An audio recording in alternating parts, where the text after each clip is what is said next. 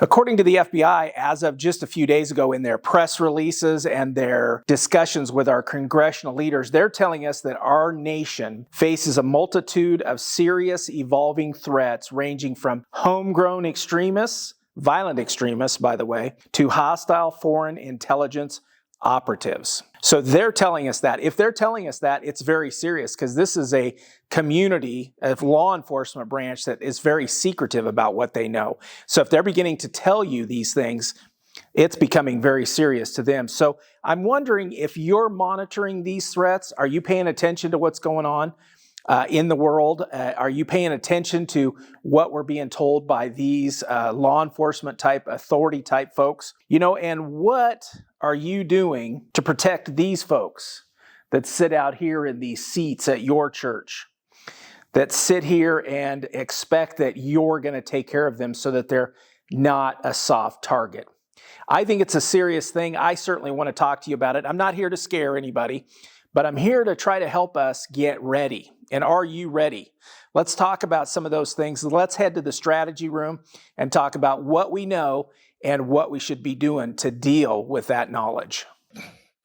So here's what we know. We had just a few days ago, we had a address from FBI Director Christopher Wray, who talked to congressional folks and put out press release as well to the nation, to everybody who wanted to listen to that. He said our nation continues to face a multitude of serious and evolving threats, from homegrown violent extremists to hostile foreign intelligence services and operatives. He also said that the greatest terrorism threat to our homeland is posed by lone actors or small cells of individuals who are targeting soft targets. He went on to talk about who the targets were, and I won't go through everything. I'll link in the description. He went on to say in his address and in the press release that who is the targets of these homegrown violent extremists. They're motivated by social, political, ideological, and grievances, their own personal grievances against these targets. And we can go back and look at many of these incidents. The Nashville shooter right now for the school at the church, that person, that stuff's coming to light again because of the manifesto stuff's being leaked out. So we can go back and look at those and see the inspiration there was grievances or some mental health and grievances as well. So in my opinion, and he goes on to say in his press release that the targets will include civilians, houses of worship, retail locations, mass public gatherings, and there's more. I'm just trying to cut to the chase relative to what we're talking about and relative to us, if you will, in this discussions. The lone actors present a particular challenge. And we want to keep remembering that the lone actors, the lone wolf, you'll hear the different terminology used. That's important for us to really be ready for. We need to be paying attention to that. Those are much more likely than groups of people coming to our churches here in the United States or in Canada even. So you might find some incidents where there's a couple of folks. There's certainly some news stories where you can find a couple of folks who got together, were like-minded, got together and decided they were going to go after a target. But most of the time here in the United States, Canada, it's lone wolf, lone actors, as they are calling them here. And so these actors are difficult for law enforcement to identify because they're oftentimes not talking about it a lot. Some of them will put stuff on social media, but realistically, they're not discussing things with others and they're putting together their plans. So that makes it extremely difficult to detect them. So you and I have to be on our toes at our churches. Now, Director Wray has given us lots of warning here from what his intelligence network is gathering. His people and all their sources are putting together. And, and there's lots of leaders making lots of threats out there right now that are pro-Hamas or support Hamas, Palestine, whatever perspective you're looking at. And we can discount those folks. I've seen some of the news stories where we're talking about, they don't have expeditionary forces. They don't have a bunch of ships. Iran has the most. A lot of these little countries that are making threats can lob a a missile over into Israel or to somewhere else, but they don't have the ability to load all their troops and tanks and everything onto ships. They just don't have it. Iran has the most ships, and they're really small ships when it comes to loading up your stuff and taking off. So, realistically, though, can we discount that? Can we say they really can't reach us because they don't have that ability to load up their folks and go to the United States or go to Canada? Here's where we get into looking at the reality of it. You know, we see lots of protests going on in the major cities. We have sympathizers, and they're here. They're here. You're seeing them protest. How much more does it take to get them to go from just being a sympathizer to being active?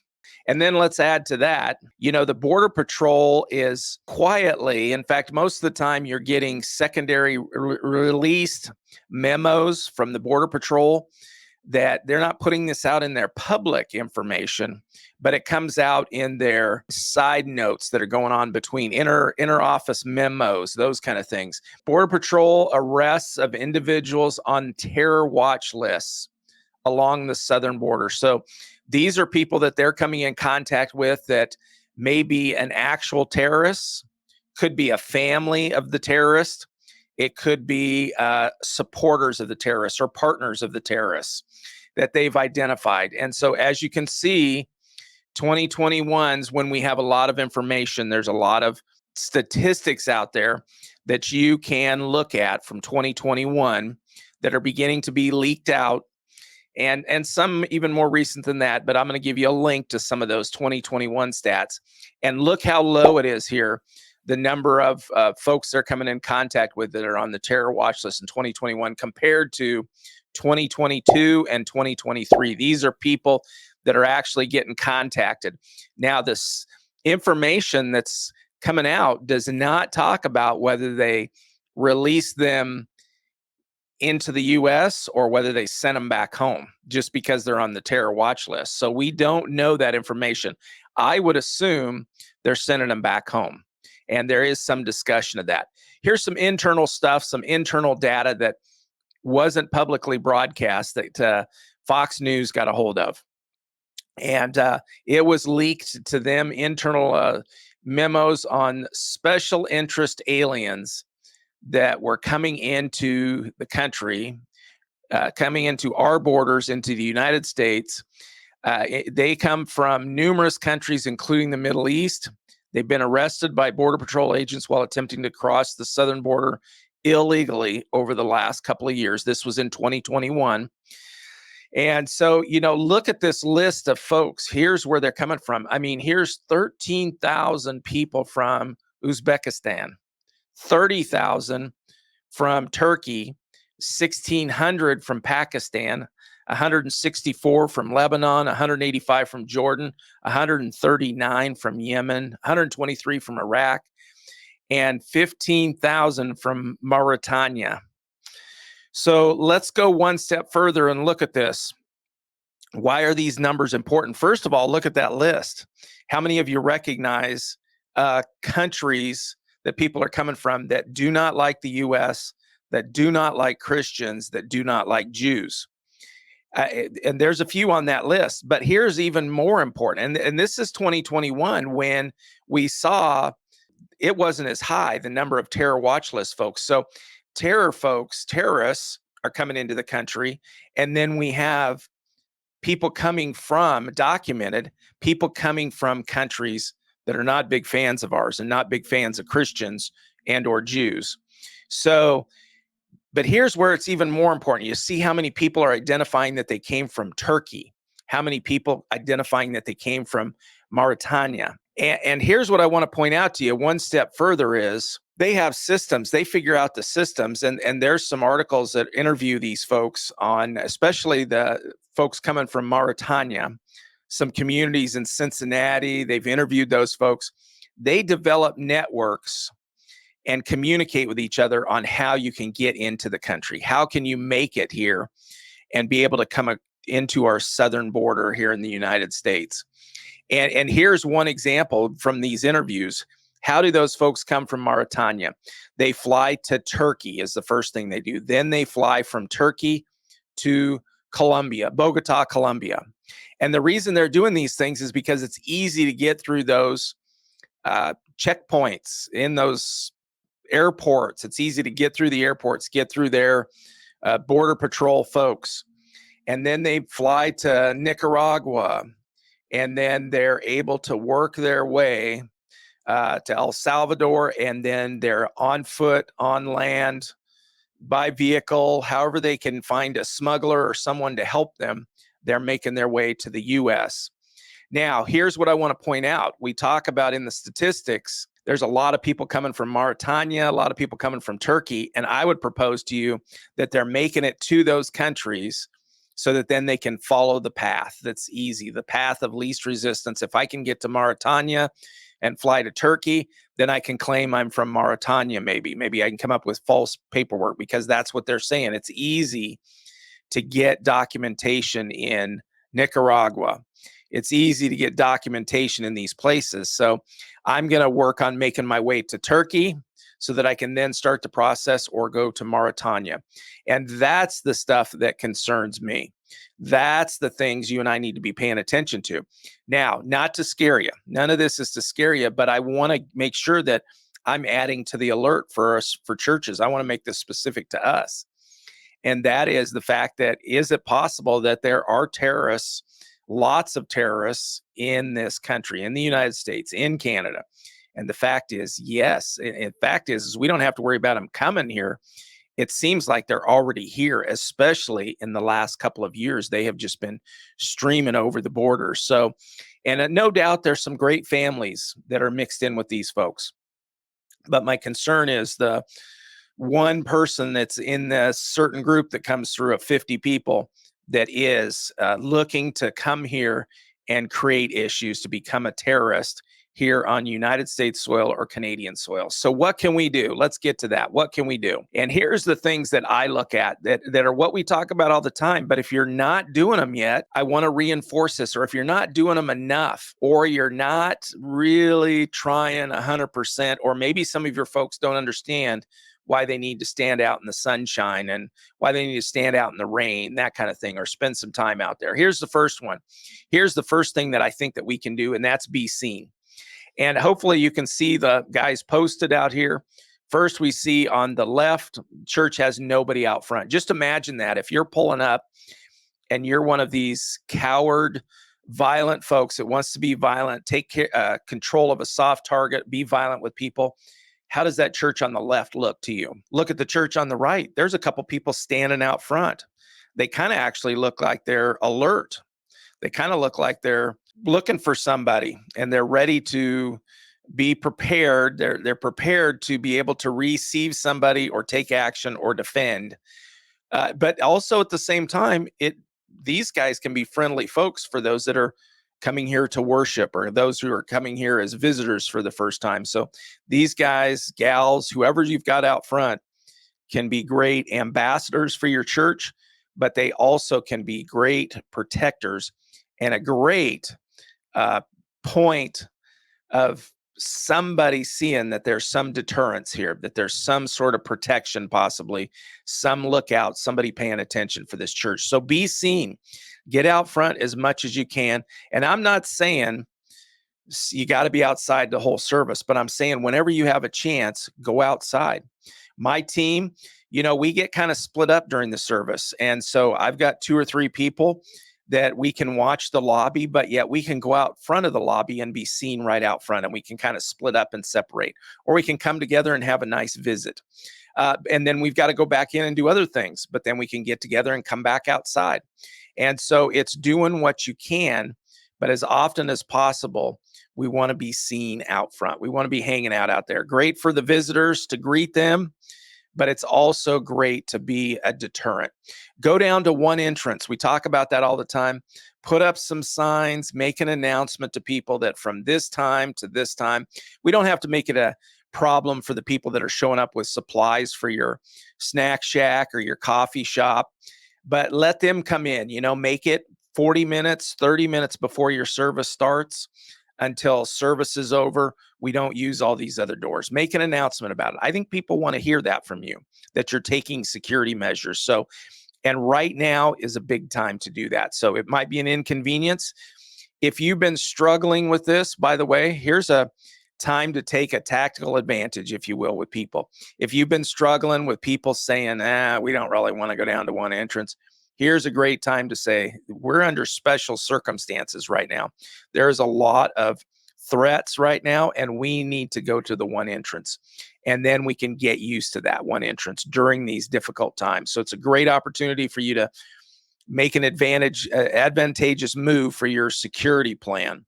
So one entrance so that we can monitor that, or get it to minimal entrances. Some of you have 10, 12 entrances into your buildings. It's traditionally we're open to everyone. Well, we're still open, but throw up some signs and say, please use the main entrance. And then we can greet them and monitor them, just like this security person here is doing on the left. She's doing a great job of greeting people, but she's also screening and watching for what's going on around the building. I think these days we got to monitor parking lots and sidewalks, because we know that's where people are coming from. So the sooner we can contact these people that are suspicious or don't seem right, the better off we are. And we want to be seeing what's going on around us. These people sometimes are indecisive, maybe, so they pull up. They're kind of walking around. They're kind of checking things out. And you may end up finding people who are just scoping your place out.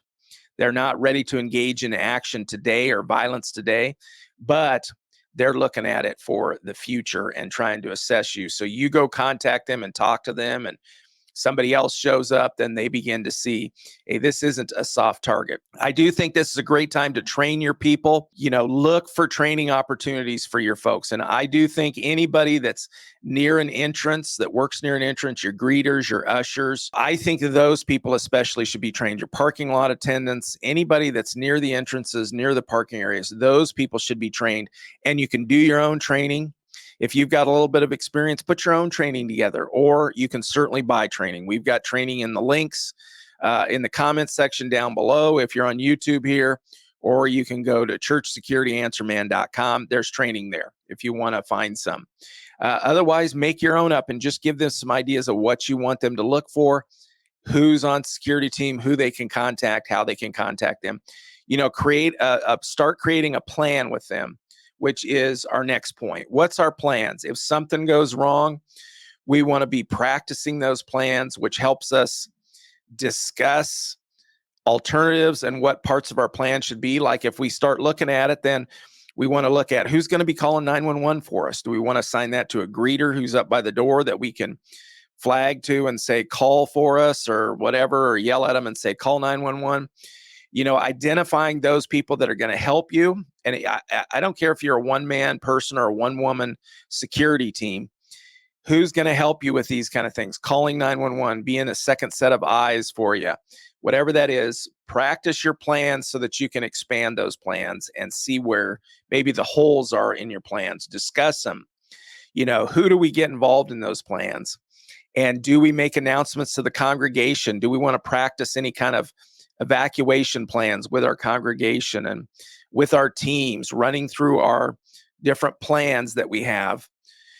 Then is very important for us to discuss these things, go over them, on I would say at least a yearly basis. How are we going to deal with different issues? How can we counsel the different groups? Very, very important. And last, how are you going to communicate? Is it hand signals? Is it by cell phone? Is it by text? Are you going to get radios?